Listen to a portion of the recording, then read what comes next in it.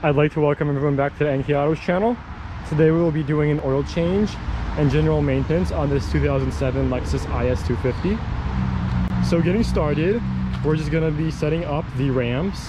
You can also use some jack stands, but I'm going to set the ramps in the front. We're going to drive up, put some blocks in the back tires, and we'll start getting all the old oil out and putting this new Royal Purple full synthetic 5W30 oil with this Wix filter, along with this Z-Max engine and fuel treatment. So let me get the car up and we'll start working on taking the oil out.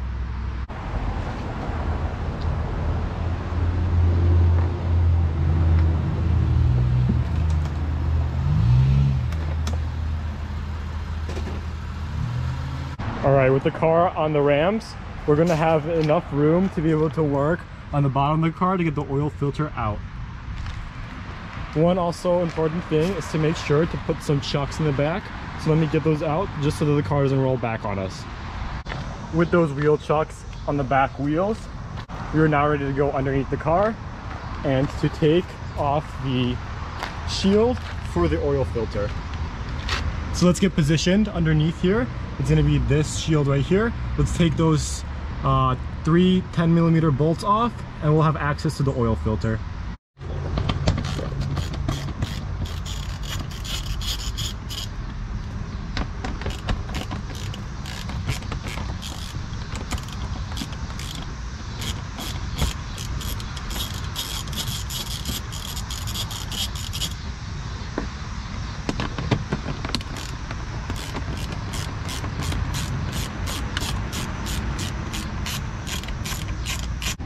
We now have access to the oil filter housing, and I would recommend for this oil filter housing that you buy one of these. Now we can drain the oil, so let's get to the back of the engine on the bottom and let's start getting that nut loose, along with taking the oil cap off from the top.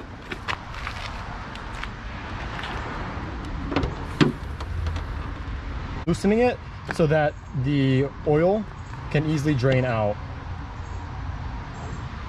So let's get underneath, let's get some gloves on. The oil will be hot, so let's get the bucket underneath and start draining the oil. All right, and that will be a 13mm socket.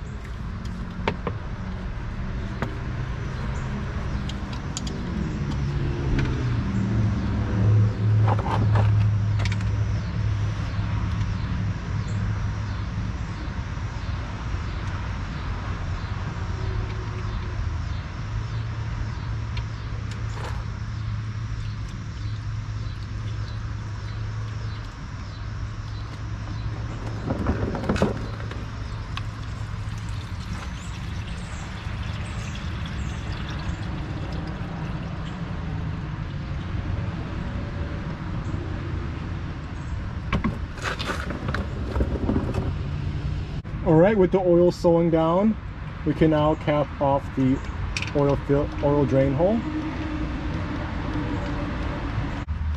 All right, let's tighten it like so.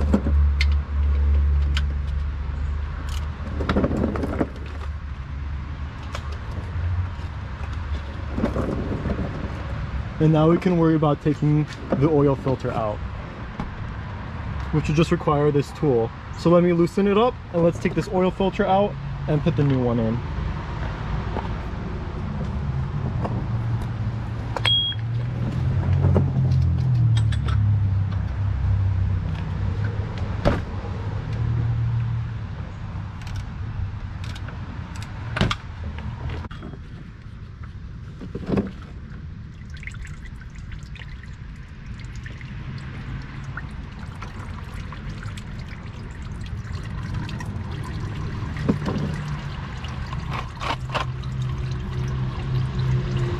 This oil filter tool is a lifesaver. When I didn't have this, I tried using a wrench and all sorts of things. For the $10 or $5 this was at Walmart, I would highly recommend getting one of these. It will save you a lot of pain. We do oil changes on this car every 3,500 miles, so this definitely comes in handy.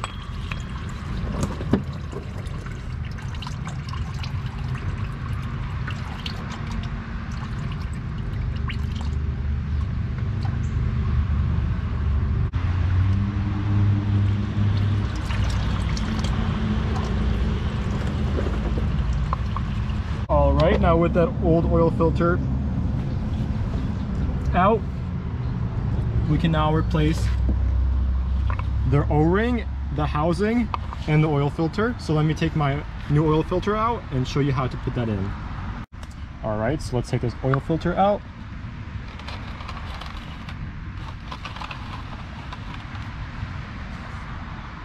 Put this to the side.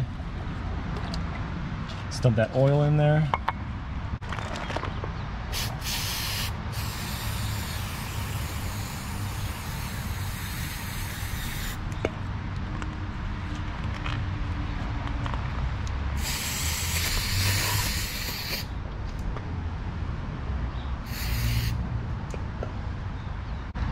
We're going to take our new oil filter and pop it in there like so.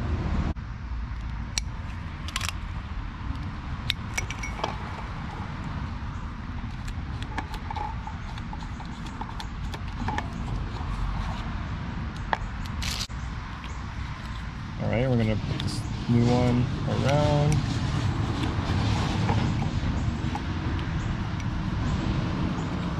Like so. So we're going to take some oil, just a little bit, and run it around this O-ring.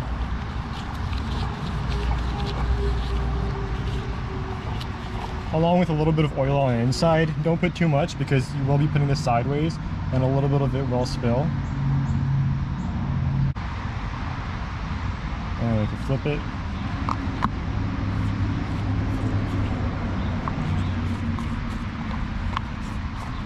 There we go. And now we can just put this back onto the car. So let me get underneath there, put this oil to the side for now. Put this oil filter on.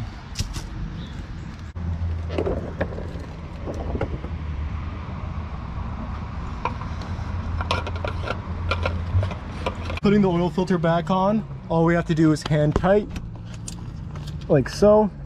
And now we can put the housing back on, and we can put the oil into the car as well. So let me just tighten that, put those 3 10mm bolts back on with the shield, and we'll be ready to put the oil and the fuel treatment along with the engine treatment in.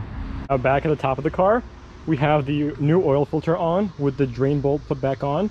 We can now work on putting the new oil in. You're going to be using 6.7 quarts of the 5W30 oil, as you can see on here. I would recommend full synthetic for these cars. Once you go full synthetic, do not go back to the conventional oil. We're going to be putting in the 5 quart of the Royal Purple, and then we're going to be putting our Z-Max fuel treatment, and then we're going to add however much is left for the Royal Purple, and we're going to be keeping an eye on the dipstick. One thing to keep in mind, the car is not level right now, so the oil will be a little bit skewed. Pay attention to how much oil you're putting in. Once we put it back until a level surface, we can add a little bit of oil. Just make sure not to go over the max that is labeled on the dipstick. So let me put you down and let's start putting this oil in.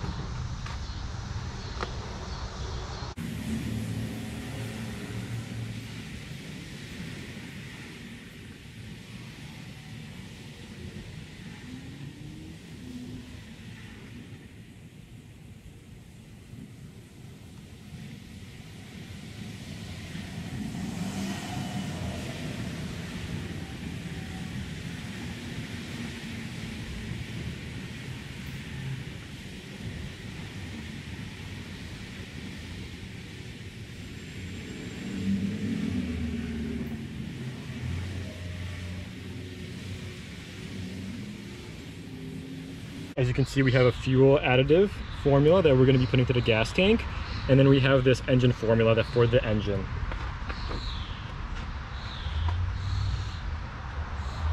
I have been using these for my cars for a while now, and I have seen some increased miles per gallon and just overall better ride quality. Now we're going to take it and put it in.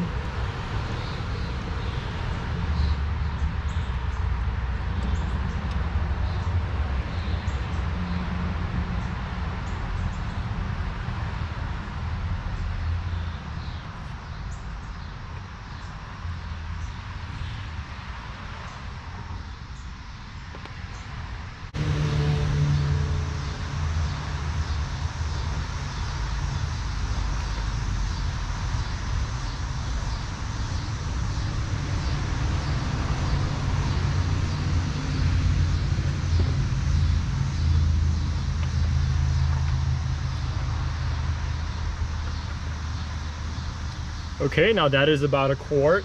So we do have a little bit of lead that we need to add, but I am going to be rolling the car back onto a level surface now, just so that we can get the rest and not overfill the oil. So let me close up the hood. Make sure everything's tightened. I'm going to take one look underneath to see if there's any oil leaking.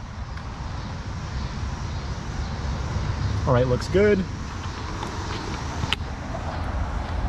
We're going to take our chucks.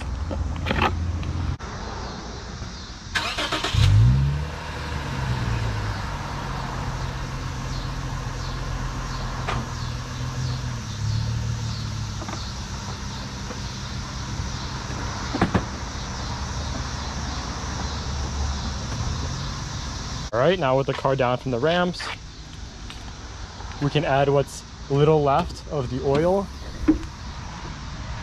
into the engine. So let me just double check.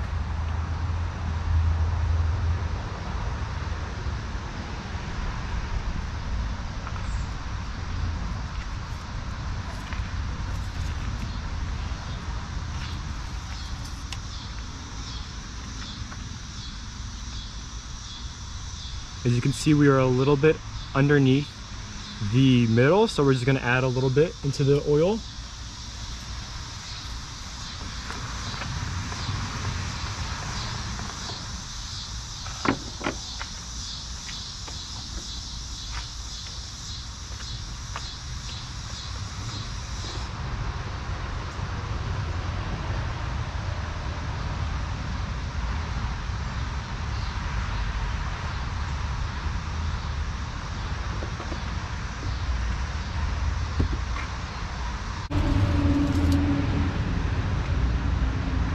All right, there we are. We are at a perfect level now.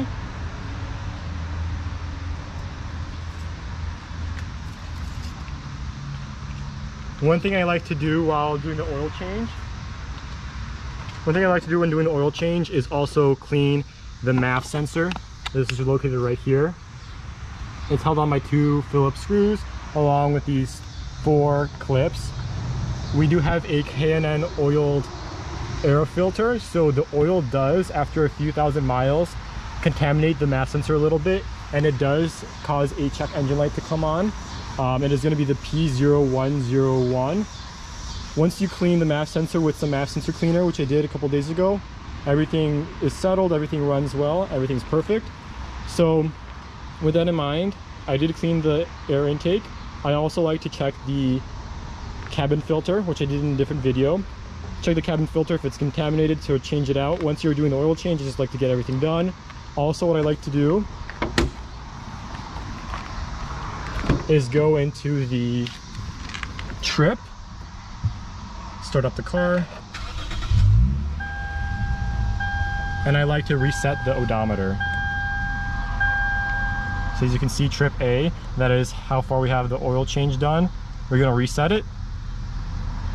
And now we're back to 0. This will tell us when we are due for our next oil change.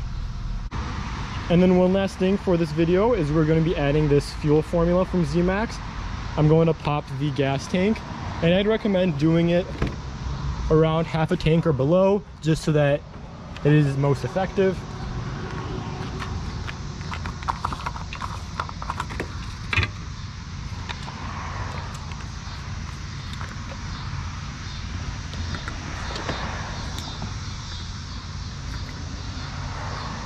All right, and we're just going to dump that in.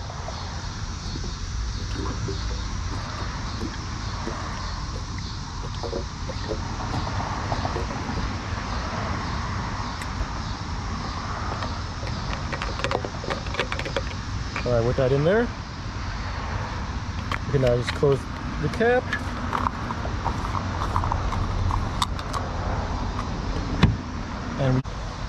And with that fuel additive put in, we are done with the video. That is how to do an oil change on a 2007 second generation IS250. Make sure to leave a like, subscribe, and stay tuned for more content.